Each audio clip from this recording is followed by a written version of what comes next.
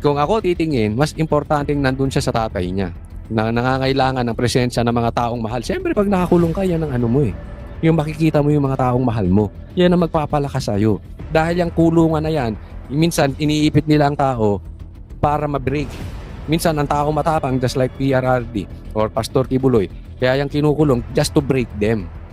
Tapos sumunod na doon sa gusto ng gobyerno na ilaglag ang mga Duterte o ilaglag na ang patuloy na pag-asam ng susunod na presidency sa 2028. Posibleng ganun, di ba? So bitawan na nila yon kasi binibreak sila nang sa ganun mangako sila na hindi, wala na, tapos na, okay na sa inyo na yan.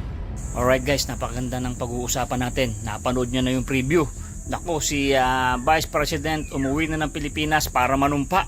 Oh, sandali, reaction video lang to mga kababayan. No? Ang napanood nyo si Coach Oli